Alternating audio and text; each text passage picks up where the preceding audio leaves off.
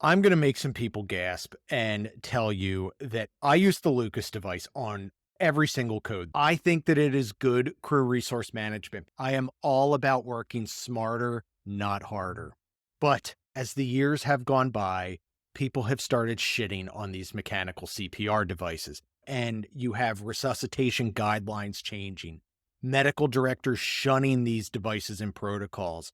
There is a lot of misinformation out there. This whole don't use mechanical devices is a great example of why you can't just read an abstract. The devil is always in the details, and the fine print is far more important than the selling price.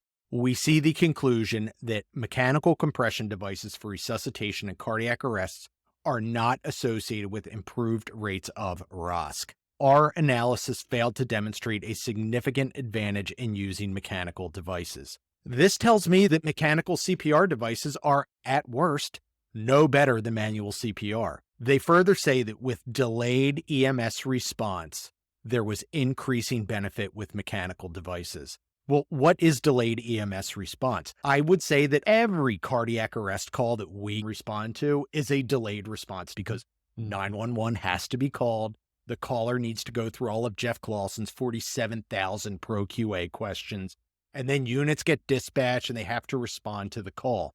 Then we have the more recent 2022 meta-analysis that specifically looked at out-of-hospital cardiac arrest. They found that pre-hospital use of mechanical CPR showed a positive effect in achieving ROSC and survival to admission. However, no difference was found in survival to discharge and discharge with favorable neuro status. And you can go deep diving in PubMed. You will find that all of this hate for mechanical CPR devices is really rooted in data that, well, I'll say it, sucks. I don't know why hospitals and the medical director community is so anti-CPR device.